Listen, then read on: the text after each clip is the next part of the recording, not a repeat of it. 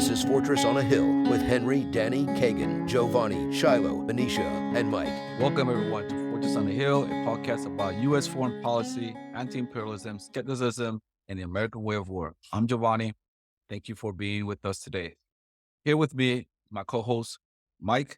Mike, how are you doing today? I'm good. Beautiful day in Cincinnati, Ohio. Right on. Beautiful day, right?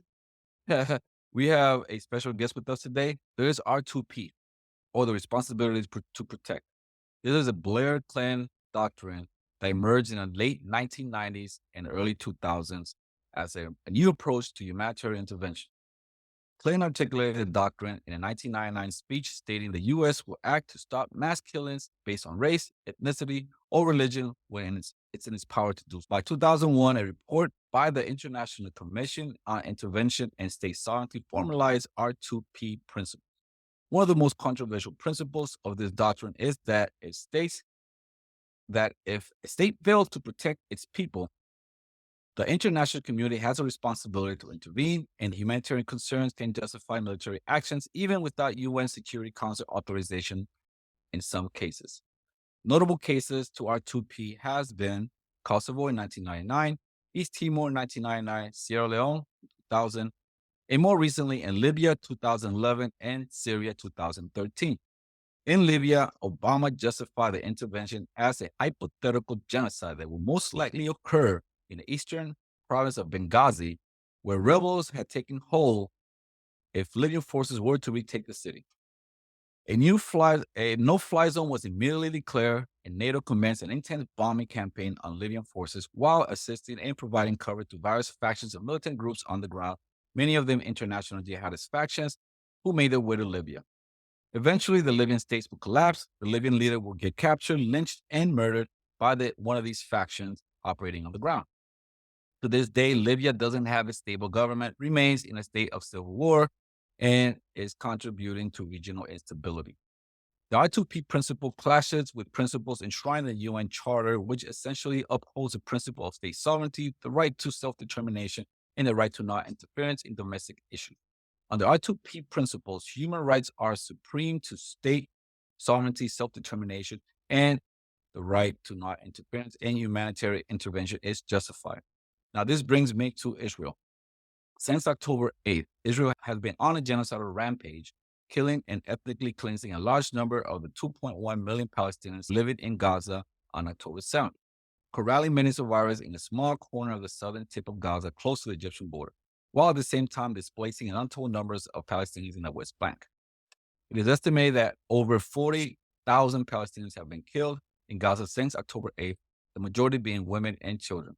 The British medical journal The Lancet reports the death toll to be closer to 180,000, essentially 8% of the Gazan population. Israel is weaponizing food, water, aid, and electrical power. It has razed whole cities and towns to the ground, blown schools, universities, and hospitals, frequently attacks and kills Palestinians in designated safe zones, and has killed an estimated 500 healthcare workers, 182 UN staff members, and at least 116 journalists. Even the other day, it attacked a convoy from the UN World Food Program, killing some of its members, while Western governments looked the other way. So why isn't there an R2P for Israel? Why does Israel's so-called right to self-defense trump Clinton Blair's doctrine of humanitarian intervention? The ICJ found it plausible that Israel has committed acts that violate the Genocide Convention in Gaza, and the ICC has issued arrest warrants to the Israeli leadership. Yet, Western governments bend over backwards to defend and justify what Israel is doing in Palestine. Not only that, they make sure Israel has enough munitions and bombs to continue doing what it's doing with impunity. Just last month, the U.S. Congress approved another $3.5 billion in military aid to Israel. So what happened to so-called Western values and the rhetoric of upholding the rule of law? Why doesn't international law apply to Israel? I want to introduce you to someone who has firsthand experience of what it's like in Gaza and what the Palestinians are going through, and basically how Israel has carte blanche in the operations in Gaza and West Bank. Her name is Dina Yang. She is an aid worker who has recently come back from Gaza. Nina is an American nurse, humanitarian, healthcare leader, and founder of the NGO Help Me Live USA. She has over 14 years of experience in various sectors, including emergency nursing, emergency management, both in New York City hospitals and global conflict zones. Hospitals administer humanitarian aid. Currently, she and her nonprofit organization operating in Gaza to provide aid and are committed to this mission for the next 6 months. Nina has service of other combat zones and refugee crisis with her NGO in places like Ukraine, Mosul, Iraq, Afghanistan, Sierra Leone, Haiti, Bangladesh, and Mexico. Nina, how are you doing today? Thank you for having me. Nina, tell us a little bit about your background. What motivated you to come to this line of work, and what inspired you to help help me live USA and focus on humanitarian aid in conflict zones? Initially in my career, I started as an ER nurse, which was a very busy career for me. I got a lot of good experience. I learned how to work in fast-paced places like New York City. We dealt with a lot of traumas. We would often have many patients who were very sick. In time, I found myself going as a volunteer on various missions. That's how I got started in humanitarian aid. Eventually, I got to a point where I felt more pulled towards doing work overseas for underprivileged people than my patients in the hospitals. The work is still important, but there was a part of me that really wanted to do full-time work in humanitarian aid. I worked as a director for several medical NGOs. The work is really wonderful. What inspired me to start my own NGO was I wanted to branch outside of only medical. For example, right now we are working on education in Gaza. We do food distribution, water distribution. And when I was in Gaza, we'd organize events with the children and we focus on their mental health, on their psychosocial well-being. So having my own NGO has just given a lot more range to what kind of services we can provide. And it's been going very well. And we hope to continue for as long as possible. So when it comes to Gaza, how is it that your organization is able to enter Gaza? My understanding is that there's really a controllable entry point, and they're pretty much regulating what comes in and out of the area. This is correct. Israel, this is unique to this war zone. For example, in Ukraine, we didn't ask Russia for permission to work in Ukraine. Russia didn't control the movement of goods and food products and things like that, or personnel in Ukraine. Same for Iraq. We were able to move in and out pretty freely. For Gaza, everything is under a microscope, under the complete control of Israel. This includes personnel, any trucks, any items we were trying to send in and out, including medical supplies, food, water, sanitary equipment. In this case, we are able to gain access as NGOs, and we work with different networks. So the United Nations is involved, the World Health Organization is involved, and we all coordinate with Israel. They have their own team that helps manage the humanitarian aid aspect called COGAT.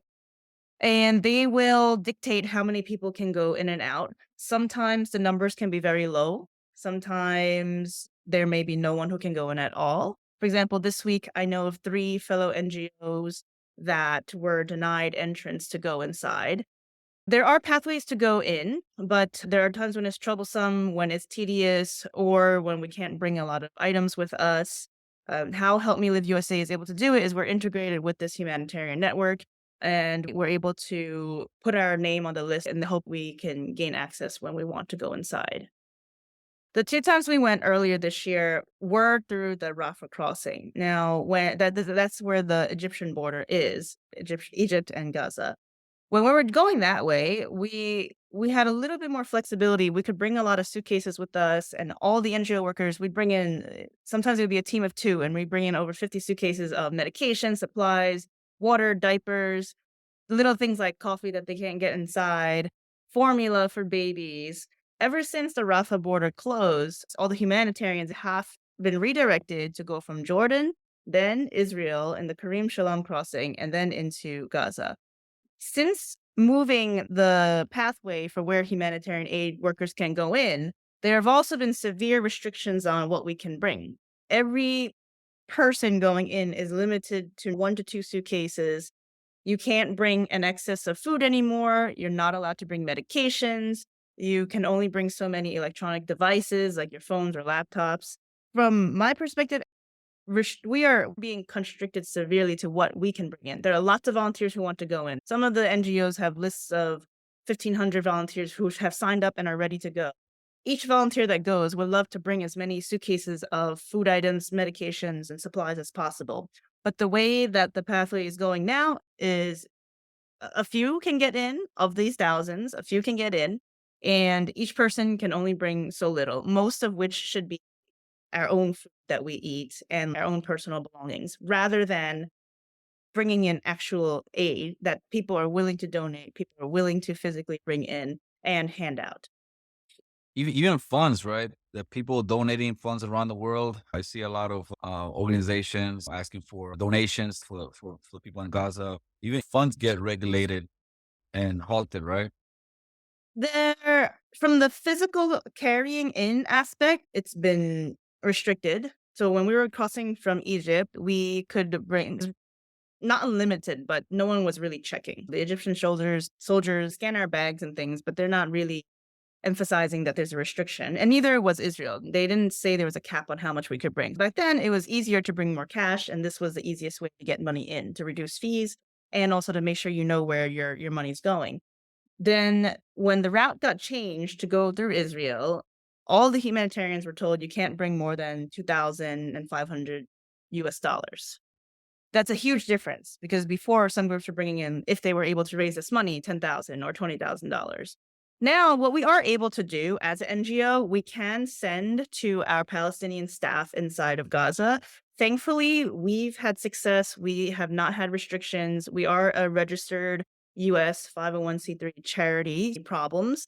I've heard of individuals who try to support Palestinians on their own that either the money might not be received on the Gazan side, or people which with whatever accounts they have around the world may not be able to send it in. But thankfully, we've been able to send our salaries in, we've been able to send money for medications in, and also funding for our school project. Indeed. So exactly what kind of, I know that you're a nurse and you do a lot of medical aid, but what other works that you do while you're in Gaza? I was in Gaza. We visited a lot of hospitals and clinics. This gave us an idea of where we should put our resources. I used that time also to meet with key players inside, like the director of the Palestinian Ministry of Health, the head of the World Health Organization, and members from the United Nations. I also spent time speaking with COGAT representatives from Israel. As we spoke to more people, it became clear that increasing the capacity to see patients was important, especially as hospitals are being evacuated or clinics have to shut down. Most recently, Darabella. We have other NGOs who had clinics there and they had to shut down. So we spent a lot of time understanding the entire humanitarian aid network, most importantly, the medical. We also went to visit a school, which became an IDP stands for internally displaced persons. So it used to be a school, but in Rafah, this is in April, the school we went to visit was in Rafah, and it became a place where people lived. So families lived there. There was no longer schools or classrooms. However, I did meet a teacher there, and she told me that despite not having support anymore, because now they have to run this like a shelter, that's what it was, a shelter, she still would try to have classes with her students. So during that time, I wasn't sure if I can help her, but in time, I watched her and the children around her get displaced from Rafah when Israel did the ground invasion, and they all moved over to the Amawasi area. It was during that time when my organization, we sat down and we said, we need to do something for these people. We can't just watch them get displaced for the ninth and 10th time. And there's bombs dropping around them and gunshots all over the place. We set up a school there. We are able to set up water tank distributions with a partner NGO. We organized a 25,000 liter water distribution. We went to an area where people clearly needed it because they would all run over with their jugs, including children. And then we would visit families tent by tent. The Palestinians are so stoic and welcoming. Despite what's going on, they still look well put together, and they'll still show us their tents. They'll invite us in. They'll ask us to have tea and coffee with them, even though they're scarce items now. And part of what my NGO, Help Me Live USA, is able to do is really make that human connection, take the time to meet families, talk to them, let them ask us questions, share a laugh with them. At that time, we had bought new clothes from Cairo, and then we went to distribute it to kids tent to tent, and we would an event out of it. Like, we size them up and say, all right, this fits you, this color looks good on you, or ask them what they wanted.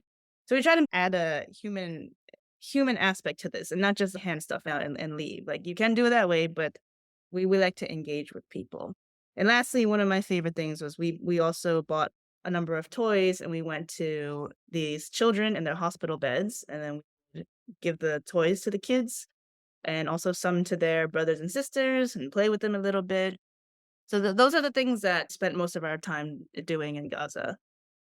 Thank you so much for all of that information. It's an incredible life experience. I know you have a wealth of information that a lot of people all over the world would love to gain more access to and understand. Thank you for all the work you've done. This is a great opportunity to hear about what's actually happening in Palestine. One of the questions that comes to mind for me is there are so many people that would love to do something, to go to Palestine and do aid. I was just wondering, what does that scene look like? What does the overall the many humanitarian NGOs and different institutions and organizations, what does that look like? How do people actually get access to Palestine? And who are some of the big players that are doing things? I've seen a pretty wide range of volunteers going into Gaza. Some, it was their first war zone mission, which I have to say, initially, it did make me nervous. However, I had my first time war zone, and so does everyone else. In fact, my current volunteer Gaza operations manager, who's doing an excellent job, went for the first time in March, first war zone experience. It helps to have some kind of experience, of course, depending on what kinds of groups you're going with. If you go with the larger NGOs, they're going to want to see years of experience. They're going to want to see the types of experience if you've been in a lot of other conflict zones. Some of the large organizations that I can name off, like PAMA, Palestinian American Medical Association, or Med Global, that I can think of offhand, they're doing excellent work, but would imagine they're more selective because they also have a larger pool. The smaller NGOs like GLIA and my own, we can look at a candidate and see if they're worth taking a risk and bringing them in. Now, with any kind of war zone experience, any NGO should handle with care and make sure that we're taking care of the mental health of the people going in and out. It is a very difficult mission. There were times when the houses we were living in were shaking because of airstrikes around us. We could hear it, we could feel it. Even when we were staying in the hospitals, we would hear bombings. Sometimes, if I knew other NGO workers that were friends of mine, we'd text each other when we could get service and check in on each other or say, hey, I heard the bombing was really bad in Rafah tonight, or it's really bad near European Gaza Hospital tonight. So it's a very difficult mission. A lot of people I know do want to go to Gaza. You have to be in a place where you know that you can die. There are people who went in who have families, who have children, and who have parents. Like, I have my own family too. I don't have children, but I met a lot of people who do. Mothers who came in, some with very young infants, some fathers who had a child to be born soon. You have to come to terms with that. As we all enter, we talk about how we make our wills, set our beneficiaries, and say goodbye to our families. It's a very different war zone in Ukraine and Iraq. There was always a retreating point. In Ukraine, eastern Ukraine, like Bakhmut, was very dangerous, but you can go back to the west or to Poland whenever there's no restriction for that. In Mosul, when the fighting got tough at the front line, we could retreat back to Kurdistan. In Gaza, even as internationals and humanitarians, you are stuck in this space. The World Health Organization themselves have said this publicly that they may not be able to help anyone. They may not be able to help with an evacuation out. Let's say you have a minor injury, like you broke your ankle. You might not get evacuated within 36 hours. You need to bring an emergency bag with you. Consider if you will be lost or trapped somewhere for days and no one can get to you. I don't know if you know this about Gaza. The cellular and internet connectivity is very poor inside. When my groups went in, we would have 5 different kinds of SIM cards. You can get an Egyptian SIM, you can get an Israeli eSIM, you can try to activate your USA international plan, all kinds of things, and most of the time it didn't work. We could have satellite phones or something, none of it worked. Gaza is an extremely difficult place to work in. I know that people want to help, and one way I would urge also to help at the moment is looking for ways to get involved to support NGOs. And this doesn't only mean donating. There are other things that people can do, right? And I can also explain that a little bit more if you would like. But for the most part, because there's such a backlog in volunteers in this response, it's unusual. But since it's so hard to even send people in, it's more likely that a lot of NGOs will take people who are experienced. This doesn't mean that it will be like this forever. Perhaps when the war is over, there will be an opportunity for more people to go in, but we don't know how that looks because if Israel is still in control pre-war, pre-October, you couldn't just go in and out of Gaza anyway. There were still restrictions. It really depends on what things look like as time goes. Wow. Yeah, that's an incredible amount of information. Thank you for that. That's a lot to process. I know one of the major things that you focus on personally is dealing with the trauma of the people dealing with the war. I know as a veteran, I took part in the illegal invasions of both Iraq and Afghanistan. I definitely walked away with lots of trauma, and it took me a decade to come to terms with it and understand it. I had the luxury of having PTSD in a way because I got to walk away from it and deal with it. When you're in Gaza, there is no PTSD because everybody's just constantly in a state of trauma.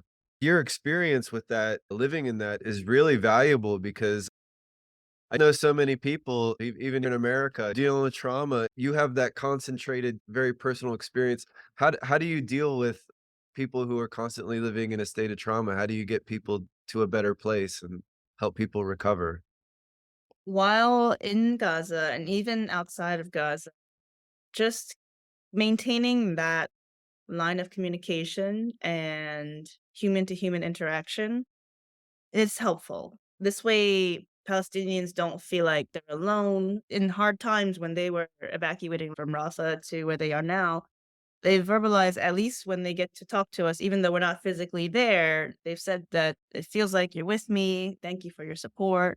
We try to joke around with them, say silly things, and you'd be surprised. A lot of the Palestinians are not moping about their situation. They're not talking about how sad it is or how rough it is. They don't talk about hate. They don't talk about who's doing what in this war. They're just still trying to live a normal life. Now we talk a lot about work and the logistics of how to run the clinic, how to run the school.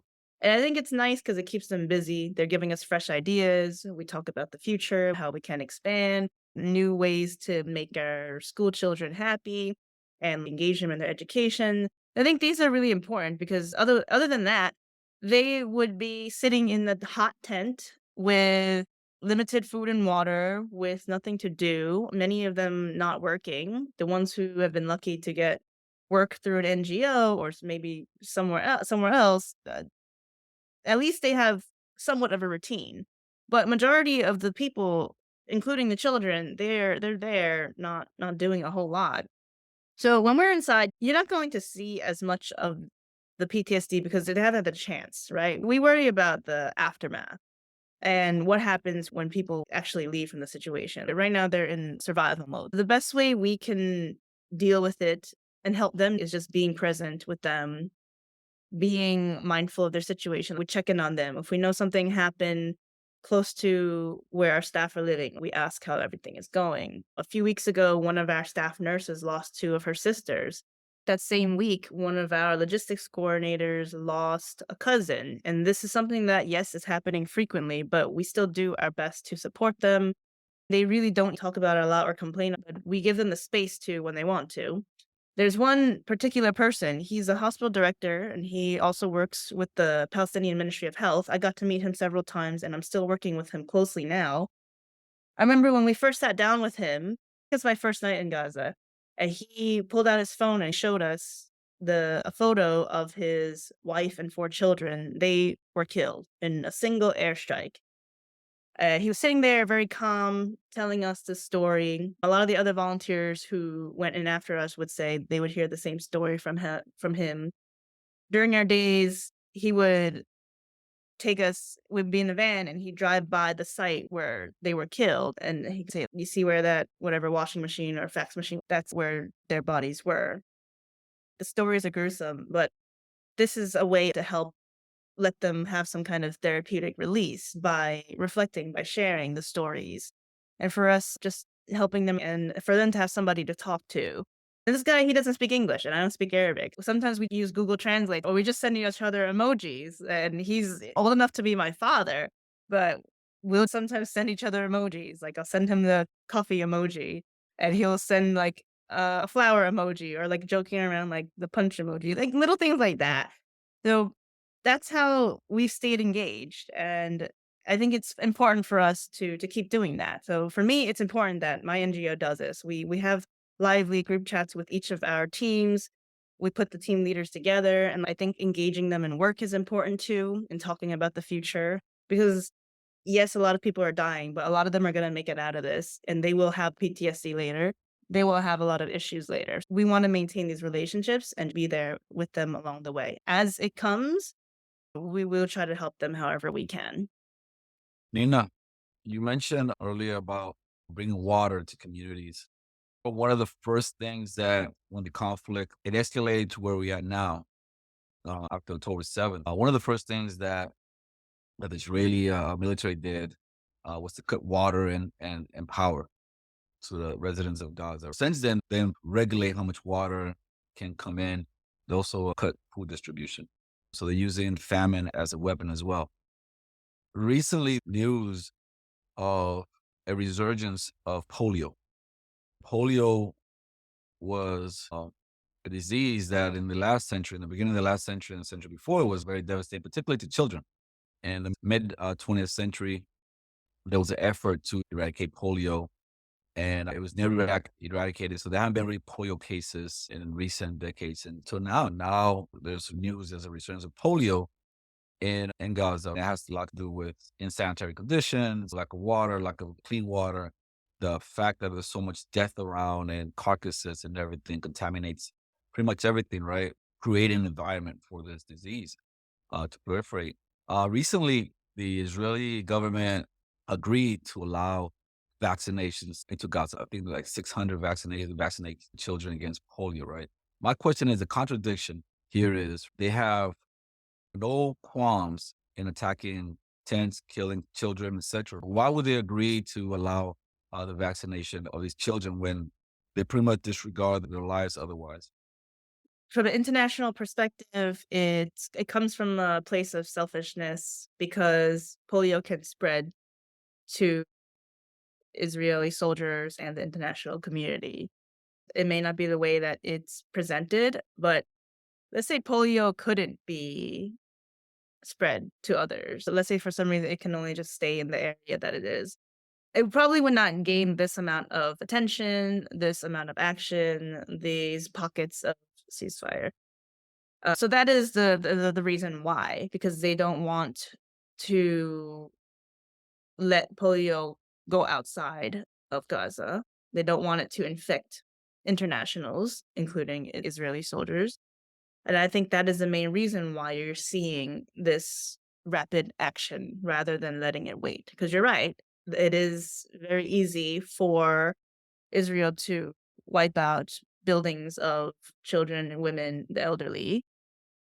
So I don't think that when it comes to the vaccination that it's about the children themselves. It's about not letting it potentially spread to internationals and causing, let's say, an outbreak in another country. That's the unfortunate and selfish truth of why polio is being taken seriously. If it were something else, like hepatitis A, for example, it's not as fatal as polio, but also it's not something that's as commonly going to spread to others. We already knew for a long time there's been an outbreak of hepatitis A, but there isn't that kind of response to help control it or treat people who have it. So in short, the reason why. Like when there's something in a conflict that's going to affect other countries, that's when all parties will take the time to address it because they don't want to see it affecting them. It's not, I don't think, because of the children in Gaza. Thank you for that information. Go ahead, Mike. Are there any other medical issues like that that maybe we're not hearing about in the press? I know you just mentioned hepatitis A, and honestly, I hadn't heard that. So I'm just curious, is there anything else going on? Nothing to the level of polio, and the reason is polio will inevitably to paralysis or death. Hepatitis A, fewer people will die from it. A lot of the symptoms are more like inconveniences, like diarrhea or like stomach ache or something like that. So there isn't anything else that would concern the international community in that sense, and in terms of disease. Otherwise, there's still plenty of other things spreading because of the unsanitary conditions or like the lack of treatment, lack of vaccinations. But polio is the first one that is something that people are more concerned about because of the severity of and the fact that it could spread outside of Gaza. Dean, you mentioned how many times you've been in Gaza since this conflict started? So I went in March, I went in April. When I went to Cairo in May with the intention of going in, the border closed. So I've gone in twice. I'm going to try to go the end of next month. Are you noticing differences every time you go? What are the most challenging things from the first time to the second time you're going? It seems like what I'm hearing here, and there is news blackout here in the United States. We don't really get a lot of information of what's happening on the ground. Most of what we get here comes from the Israeli government or the Israeli media sources, and they just get parroted here. What are the most challenging? If you were to compare both times that you've been, are they each unique or escalation? What are the most challenging things that you're seeing? It gets worse each time. And since my last time was April, it's actually gotten worse since. Even though I didn't go in physically, because of the way we're attached and we have personnel on the ground, we watched the escalation get worse. In March, we went in on the first or second week at the beginning of Ramadan, and there was already talks about a Rafah invasion then. So when we had gone in, we were expecting that might be a possibility and that we might get stuck. It just didn't happen until May. But then going back in April, you start seeing more and more areas evacuated and more hospitals evacuated up until now, where the whole population is squished to, and I think 11% of the Gaza Strip is now the humanitarian zone, which really isn't because it's still getting bombed around. Each month since March has just gotten worse and worse. The Deir Bella evacuation was a big deal because a lot of people were evacuated in that section. Now they're squished down to Khan Yunis. Rafah is totally gone. So all that population from the south was squished into the middle area. Like everyone, the 1.5 million people are all squished into this small area. And it's getting worse each time, each month or every few weeks, we see another hospital getting evacuated. We also work with people who are inside, the directors who are evacuating these hospitals. They're showing us the videos. And sometimes I've asked them, where are these patients going? And they said they're going home to die or wait for death at home, something like that.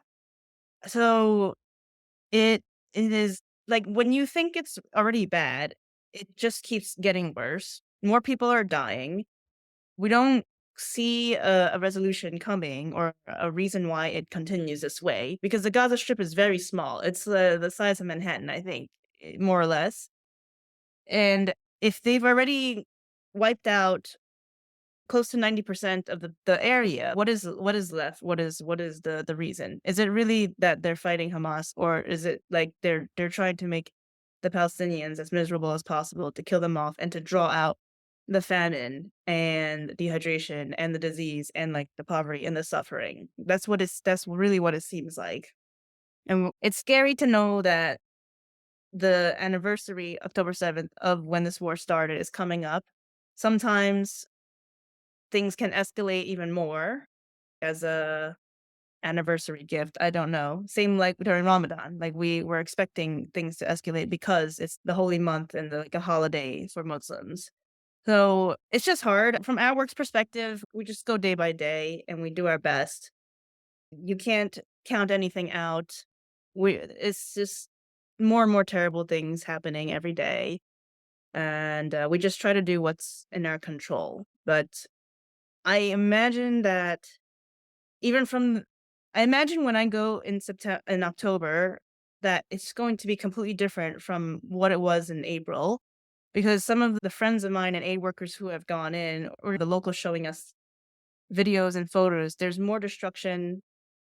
The buildings, everything is destroyed. People who used to happen to still have houses, their homes were destroyed. They'll show me pictures and videos of their homes destroyed.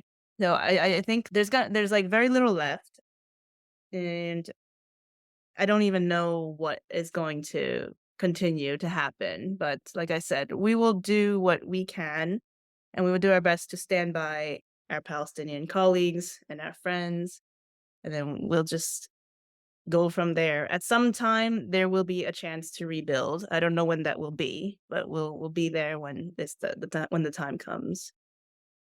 Stay connected with some of your Palestinian colleagues and people that you meet when you leave. Oh yes, for sure. Yes, most of the people that we get to sit and have a conversation with, we share our phone numbers on WhatsApp or social media. And even some people who I never met, like we've connected on social media, and we may form a connection and talk like that. Some people have reached out who let us know I'm a physician or I'm a nurse, I'm a teacher. If you ever need someone to volunteer or to work, just call me. I've even talked to this guy. His name is Fadel. I found him on Instagram, but he's in Gaza and he feeds the animals and he treats the donkeys and horses from their injuries and things like that. So the people we've met, we've stayed in very close contact with. I speak to them probably more than I speak to my family, which it sounds horrible, but in a way, I don't know when the last time it will be that I'm really talking to some of these Palestinians. So I try to make the most of it. And yeah, so we stay in close touch. Like I said, we're connected on social media, we're connected on WhatsApp, and then it's hard to get on phone calls sometimes, but once in a while we will get on a call, and if we're able to do a video call, like for example, out of the blue today, one of the coordinators that work with us in Gaza at one of our clinics, he just got on a FaceTime. They happened to have connection, and I didn't even see the face of one of our doctors and our nurse. His name is Mohammed, and her name is Toka.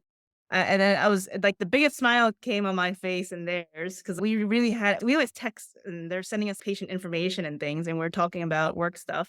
But we saw each other finally on a video chat today, and it felt amazing. I was really happy. And I do hope that I can go meet them in person soon. I think it's special to have this kind of connection. I bet it is. I bet it. Go ahead. Again, thank you so much. This is all priceless information. Like Giovanni said, there is a media blackout in the United States. So it's really hard unless you're like a political person, unless you have a special kind of media literacy, it can be really hard to find out what's actually happening. My question is, do you have any references for media outlets? Do you have any advice about like how to think about Palestine and how to go about examining what's real and what are lies? I know that's a tough question, but yeah. I personally for a long time now, I don't listen to US media and like your big name TV stations because there's influence no matter what.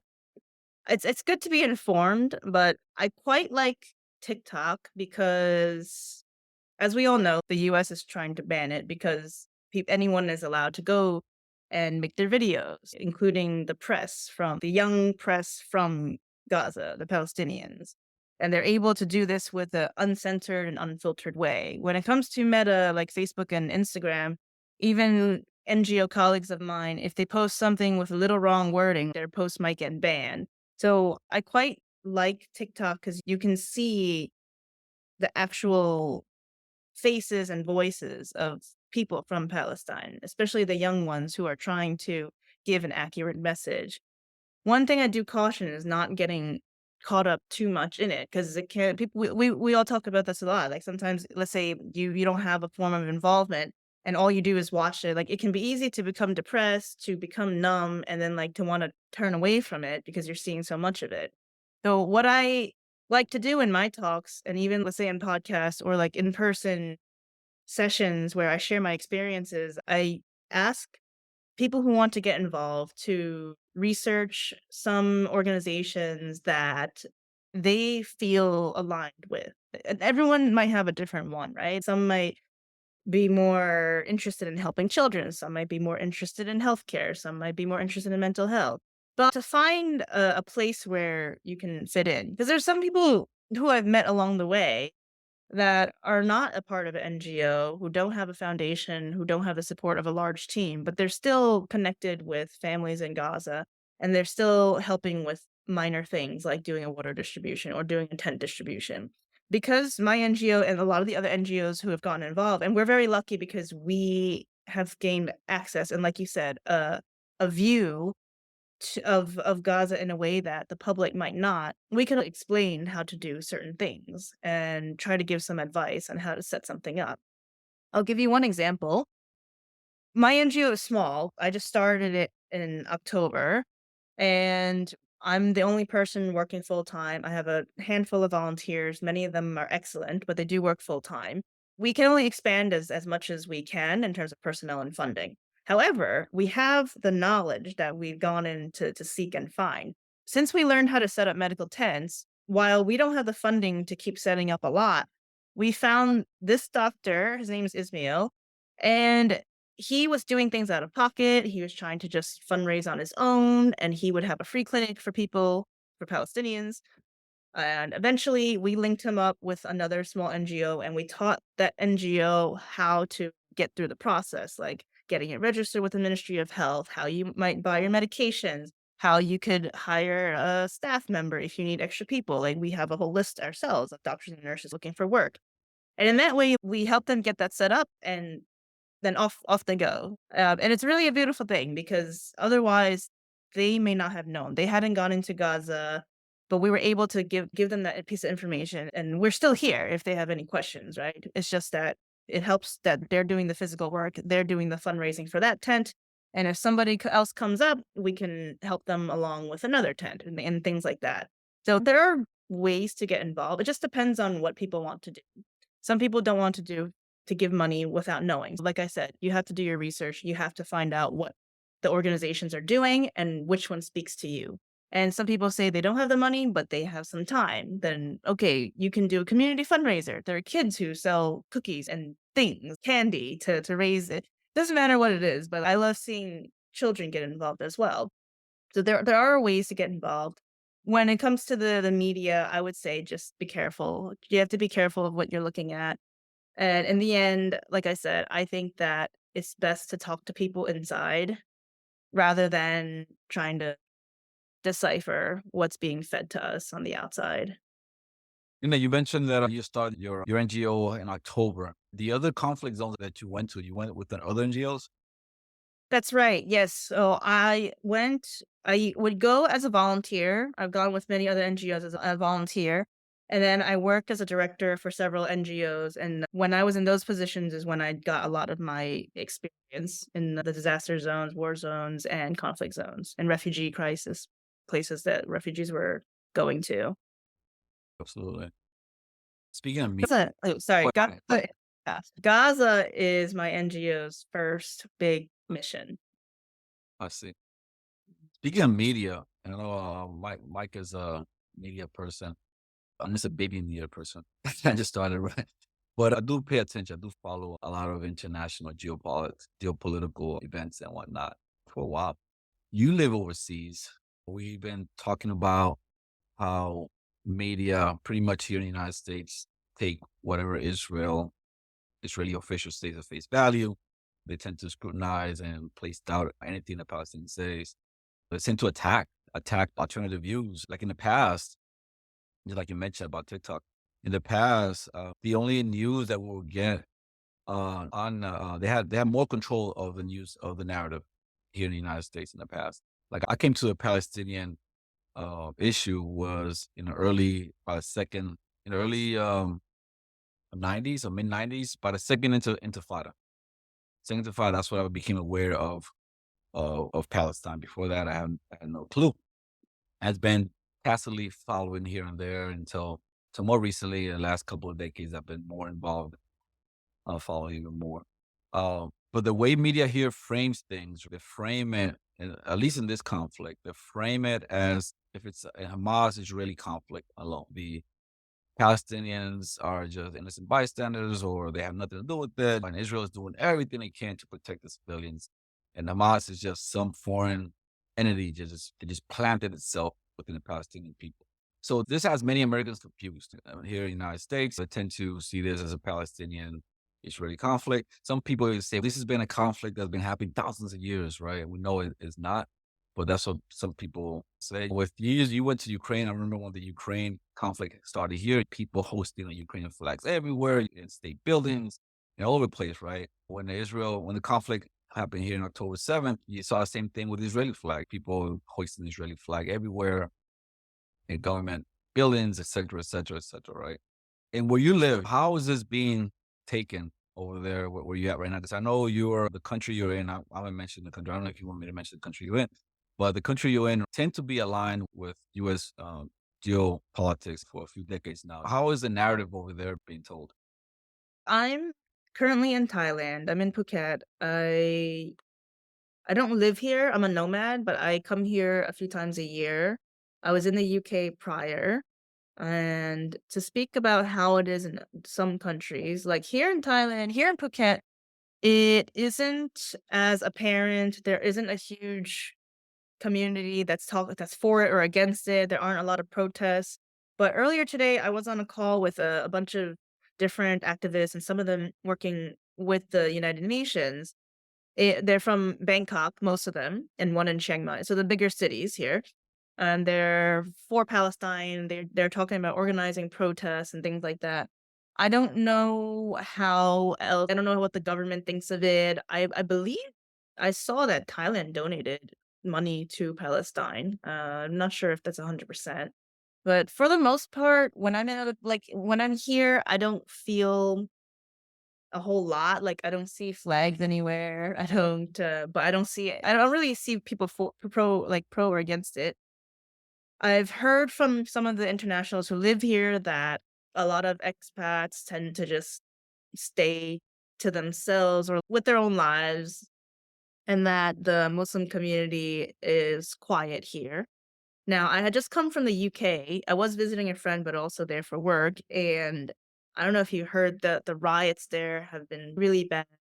They were throwing acid at Muslims. They were attacking all kinds of minorities. So this wasn't even, I don't think it was only like a Palestine thing. Maybe it erupted because of that. However, there are a lot of tensions in the UK right now, a lot of racism. And I was in New York, I think, before that. And I did. I tend to also just be around groups who are more pro-Palestine. So when I'm traveling around the world, it's hard to say. I don't necessarily feel like there's a lot going on in terms of activity. Then if I'm, let's say, seeking those groups, then I'll find some who are for Palestine. But currently here, I don't notice anything that stands out. And this is probably the third time that I've been here this year. I usually stay here for about a month. Again, I'm in Phuket, which is more of a beach and island life. So maybe people are not as tuned into it. I've done some events here where people have heard a little bit on the news, but they're not like very informed or very into it. And some have become more engaged, which is really awesome. But I think there might be more activity in the larger cities like Bangkok.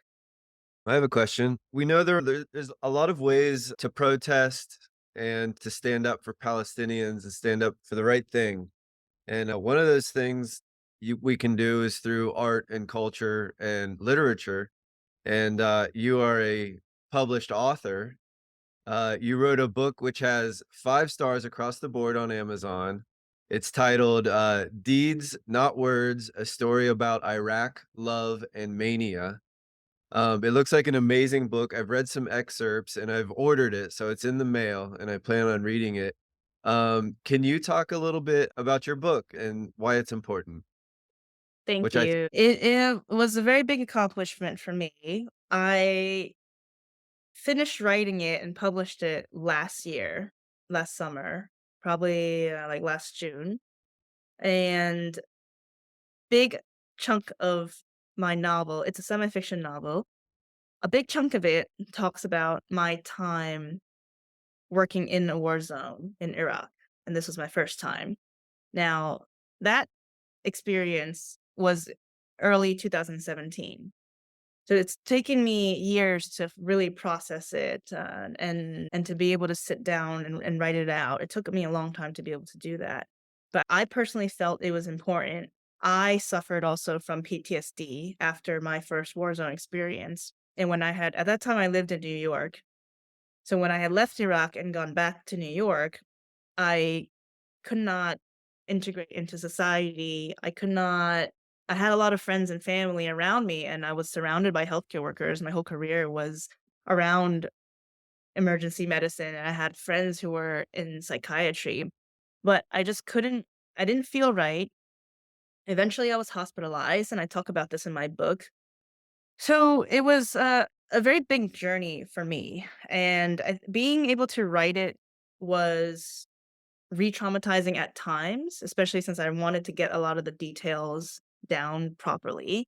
And then doing the whole editing process, I'm rereading all of these scenes, some of them from Mosul, where the one that sticks out the most is there's one scene where I'm in a trauma field hospital and a woman is screaming and her legs were blown off.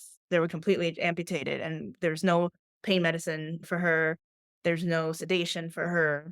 So there was like those kinds of memories stuck with me for a long time. But because I suffered this, I felt like I was doing it alone because the NGO I was with didn't have a good system, as many NGOs don't, to be honest. A lot of volunteers and leaders are sent into the field, probably much like the military. And then when you come back, you're just left, okay, we'll just deal with it. Go see a therapist if you need to. But nobody really helps walk you through what this means. A lot to go into a war zone and to see traumas that you haven't seen before. So I really wanted to write my book to share my story for anyone, really, but specifically people who go through trauma and to show how I was able to deal with it. And had it not been for that experience and learning how to go through the steps, Gaza would have been much more difficult. So, for example, I take a lot more proactive action now. When I leave Gaza, I know I need to find ways to decompress.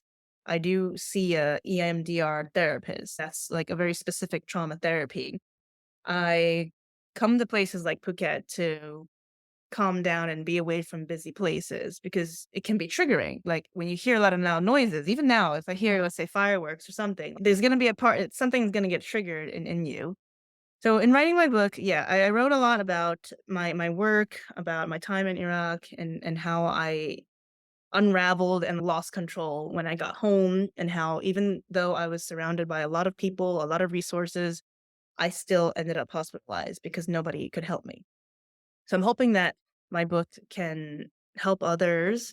I always encourage humanitarians to read it. The way I see it now, like a lot of people are going into Gaza and coming out and maybe not understanding what's going on. I see changes in people's personalities and I do my best to support and help. But in time, everyone will deal with it in their own ways, but it can also come out in very ugly ways. And going into a psychiatric unit in New York City is not pleasant. I'm sure in a lot of places it's not pleasant. Having seen it from a nurse's side, where I've taken care of psychiatric patients, to being the patient, Mhm. that was just also very mind blowing for me. Yeah, I think writing is important. I'm currently I've started writing a little bit about Gaza, this time nonfiction, because I think it's so important to share the stories. Even as we talk, I know that you say there's a lot of information and there's some things that you might be hearing for the first time. I feel like it's so important for me to document what I've witnessed and to disseminate it to as many people as possible. Indeed. Indeed. I guess this is a good place to close. I did wanted to ask you something different. It was unrelated to right now. It's going back to, it's more of your opinion. It's more, I know you're not an expert in this field. The Convention on the Prevention and Punishment of the Crime of Genocide, and it's three parts question of 1948 defines genocide as an act committed with the intent of destroy in whole part a national, ethnical, racial, or religious group. That's one thing, right? Do you feel that what's taking place in Gaza right now fits the category of genocide? And the second part question I had is that right now, the only states right now, the United States, when this conflict started, the United States was quick to send battle groups, naval battle groups there to dissuade or intimidate any other country to from intervening, to send a message. But right now, the only state, only state that is intervening directly is Yemen. We have Syria and Iran, they intervene indirectly. And we have the Lebanese group, Hezbollah, more directly, which is their non-state actor. All of these places, all of these states, all of these entities are maligned here in the West. But given that your interaction or going into Israel, do you feel, one, with the first question, do you feel what's going on is a genocide? And two, is the intervention of these entities that I mentioned, is it having an effect in Israeli society from what you're viewing? The first question, it is absolutely a genocide. And I'll tell you the single biggest difference from this war zone and the other ones I've experienced or other refugee crises or migrants, asylum seekers, is that the Palestinians cannot leave freely. In a lot of other war zones, you can at least go to a different part of the country and yes, you're displaced, but at least you're free from the violence. Or in other parts like Myanmar, for example, where the genocide of the Rohingya, they had a pathway to migrate to Bangladesh, and even though they live in the camps there, at least they're free from the violence in Myanmar. In Gaza, you're talking about an all-out war where there's no safe zone. No matter what they say about humanitarian zone, there's no single safe zone. Even for humanitarians inside, there's no safe zone inside, and you cannot just leave. If you're a fisherman on the sea and you go too far out, you get shot. I think most recently this week, there were some fishermen who were shot.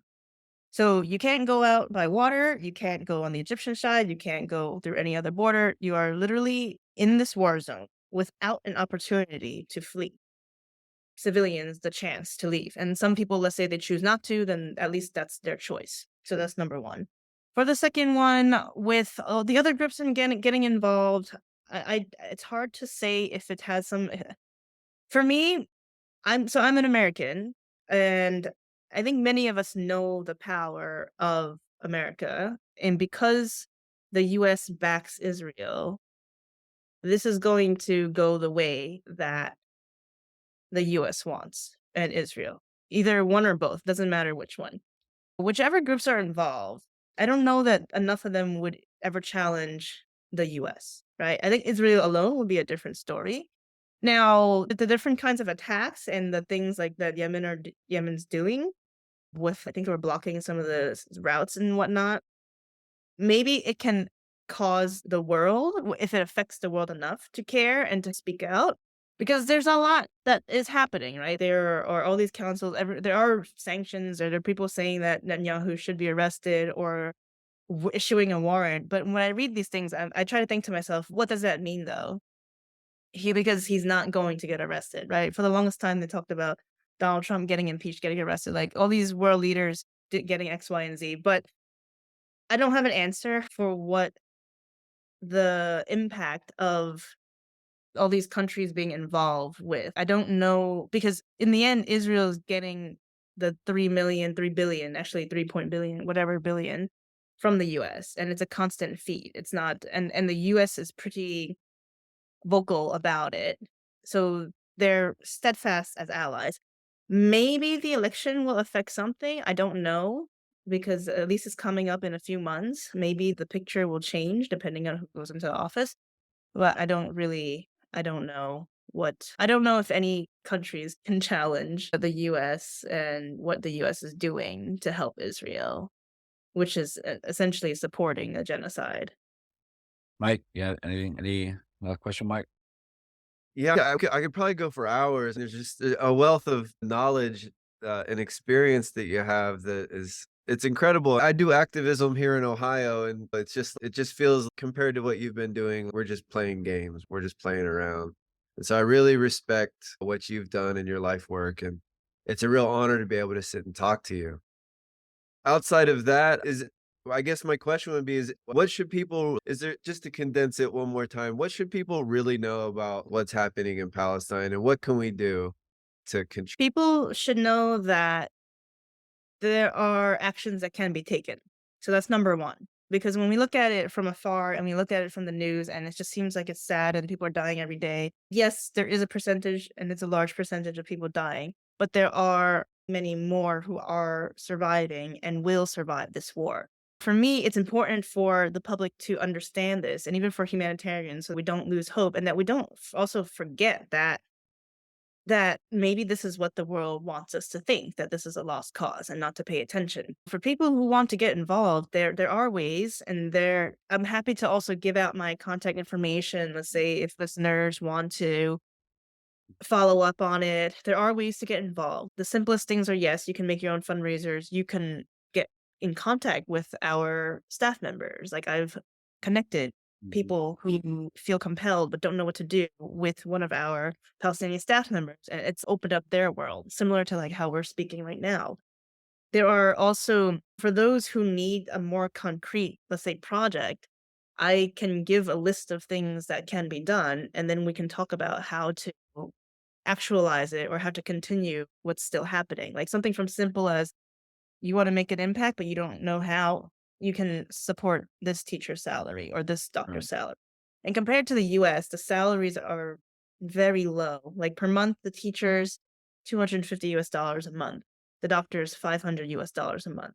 For them, that's a lot of money. For us, it's doable. As in, it doesn't have to be something monumental. You don't have to raise millions of dollars. You don't have to save the entire country. Like we just take it one step at a time and do what we can, but also educate people and bring them in like that. I want to bring people in who can see also the fruits of their labor and feel that human connection. So they know who they're supporting and they know that there is hope and it's not it's not a hopeless cause.